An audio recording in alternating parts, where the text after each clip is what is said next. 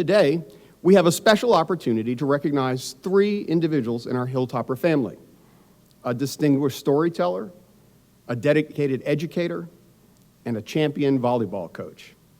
WKU is proud to have been home to each of these remarkable individuals. So now it's my privilege to present to you our 2020 Hall of Distinguished Alumni inductees, John Asher, Dr. Jack Britt, and Coach Travis Hudson. We'll begin with John Asher. This award-winning journalist, spokesman, storyteller, family man, and Hilltopper has become the Commonwealth's one and only Mr. Derby. John was well known for his charismatic, heartfelt, and witty announcements, and for his ability to easily relate to billionaire horse owners, to workers in the stables, and to fans in the grandstands alike. Beginning at Churchill Downs in 1997, he was quickly elevated to Vice President of Racing Communications in 1999. John's horse industry honors include the Kentucky Thoroughbred Owners Warner L. Jones Horseman of the Year Award, the Charles W. Engelhard Award for Excellence in Media Coverage from the Kentucky Thoroughbred Owners and Breeders, the Dean Eagle Award from the Knights of Columbus, and media awards from the Kentucky Horsemen's Benevolent and Protective Association. In addition to his successful career, John contributed to the WKU alumni community as a lifetime member of the Alumni Association, as a member of the Greater Louisville Alumni Chapter, as a member of the Meherrin Honors College Parents Advisory Council, and also as a member of the Alumni Association Board of Directors, where he served as president from 2007 to 2008. Not surprisingly, he received the award for Volunteer of the Year and also was honored by the WKU School of Media. We lost this extraordinary man too soon, having passed at 2018 at the age of 62. But his legacy undeniably lives through his work and through his wife Dee and through his three daughters. I am honored to present this award to such a remarkable man and special alumnus who gave so much to WKU and to the Commonwealth as a whole. If you will, please turn your attention to the video screen to meet our first 2020 Hall of Distinguished Alumni inductee, John Asher, whose award will be received today by his wife, Dee.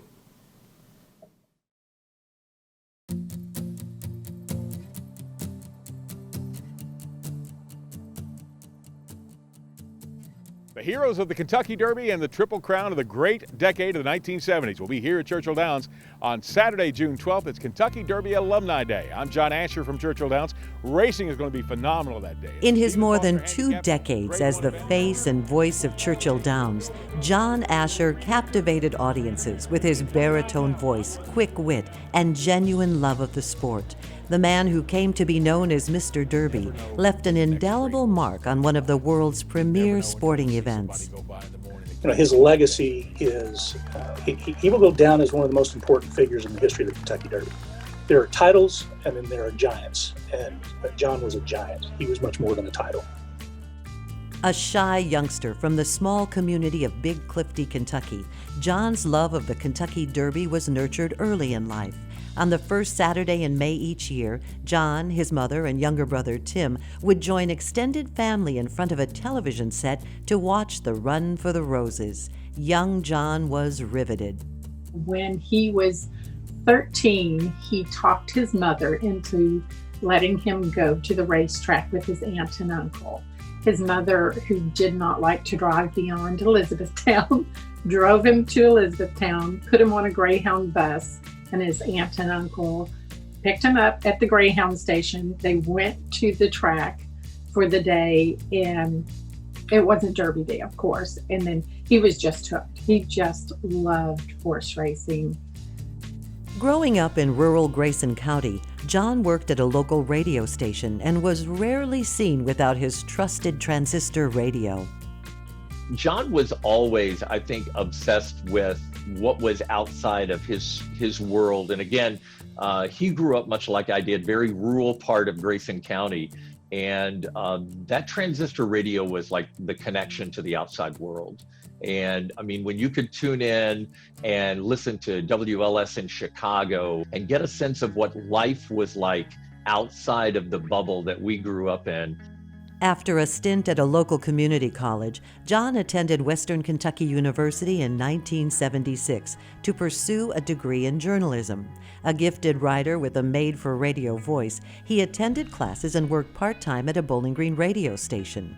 The transformation of John Asher was underway.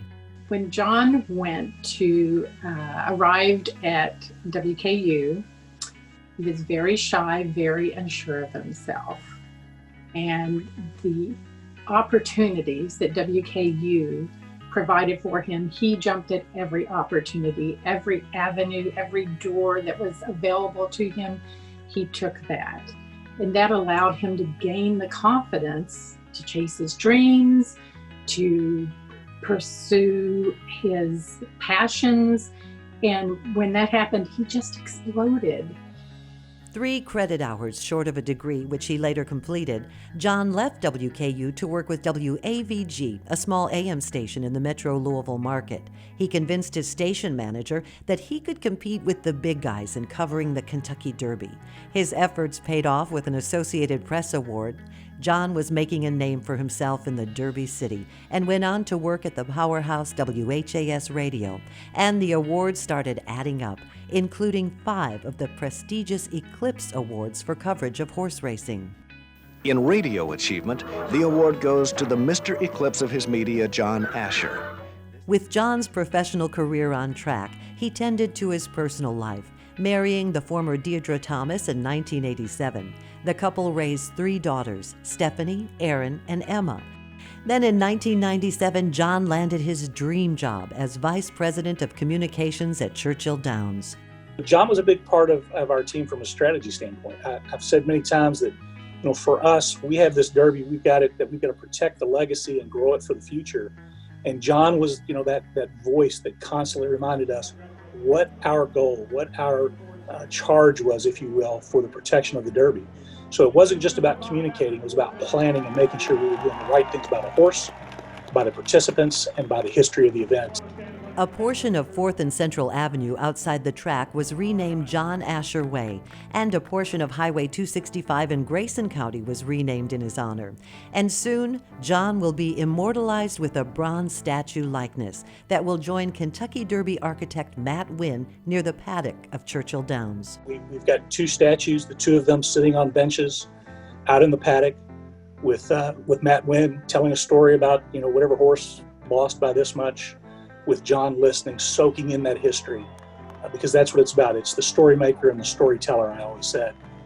In his decades-long career, John received many accolades and awards, saw his 3 daughters attend his beloved alma mater, and was a lifetime member of the WKU Alumni Association, and he remained active in WKU organizations, never missing an opportunity to spread the WKU spirit. John passed away suddenly in 2018 at the age of 62. Following his death, the John Asher Scholarship Fund was established at WKU. The reason that he's going into this organization and receiving this honor is because of all the great things he did. So congratulations, but more thank you. Thank you for being who you were, who you still are to all of us. It's a testament to hard work. It's a testament to talent. And it's a testament to wanting something, and you did it. And I know how special Western is to him, and I think everybody that was around him at Western knows that. And I think I would just give him a big hug and say, "You did it." For the first time in his life, I think he would be speechless. 2020 WKU Hall of Distinguished Alumni inductee John Asher.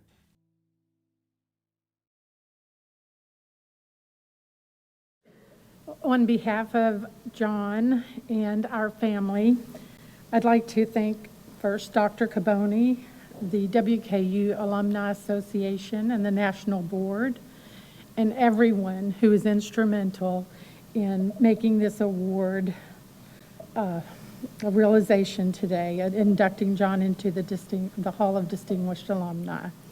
As I said, I think this is the one honor that would honestly leave John speechless.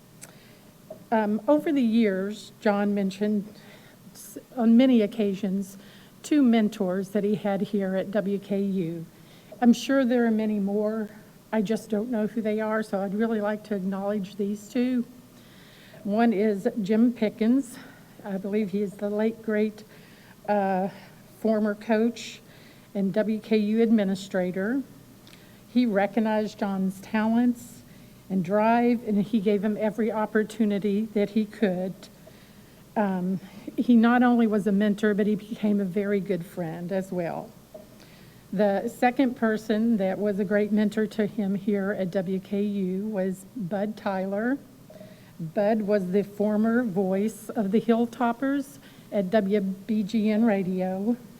Not only was Bud a mentor, he also was the director of programming, and John worked at WBGN, so he actually was John's boss. And he recognized John's drive and his ability and his love for sports and broadcasting, so he also gave him every opportunity that he could. He also, being his boss, John worked the 4 a.m. shift as a college student. So I believe from time to time, he might have to go over to his house and bang on the door and say, you need to get up and come to work. It's time to do the news. So if John were here today, I know that he would want to honor his mother and his Aunt Jenna Rose. In horse racing terms, he always referred to them as his 1 and 1A. These women instilled in him the core values of family, hard work, determination, the importance of community, and faith. Upon arrival at WKU, John's greatest passion at that time was music. You might have noticed in the video, his T-shirts always had some type of musician on them. When he left Bowling Green, he had added 2 more passions to his life: broadcast journalism and WKU. In Louisville, John took the radio market by storm. He quickly became an award-winning journalist for his reporting in sports and news at WHS Radio. He had the opportunity to immerse himself in horse racing, and that led him to actually have his dream job at Churchill Downs. It was, I think, a burning flame, and it became a torrid love affair that he had with Churchill Downs in the Kentucky Derby. He was known actually globally as Mr. Derby. But the impact of WKU on the trajectory of John's life was not lost on John. His understanding that WKU gave him the confidence and the ability to direct his own life, and it led him to a deep appreciation and gratitude for WKU. This grew into a lifelong passion, one he was compelled to share with everyone. John was a gifted communicator and a public speaker, and when you booked John to speak at your event, there was no question there was going to be a WKU plug. It actually became a joke. Before he would go on to do his speech, the director of the event would just walk up to him and ask him, "Now, how in the world are you going to work WKU into this program?" He would just smile that infectious smile, and WKU always got a plug. John actually began referring to WKU as the university in Kentucky. He was a natural-born leader. How could he not be with that big, booming baritone voice? John felt that leading was his way of giving to others. He acted as a teacher to lift those around him up and give them direction, just as WKU had given him direction. I know that he would want to thank his 3 daughters, Heather, Erin, and Emma. They're here with us today. He was very proud and thrilled that all 3 of them attended WKU. In actually our very last conversation that we had the night before he passed, we were just marveling at and thought, we've done a pretty darn good job with these girls. So we were very, very excited to watch my oldest daughter, who has 2 children, Cameron and Caden, to watch her mold them into the wonderful adults that our children have become. I honestly don't have the words that are adequate to express how much we appreciate this honor. WKU that was John's heart. The last thing I'd like to say, in true John Asher fashion, there are only 203 days until Kentucky Derby 2021, hopefully. Thank you all very, very much.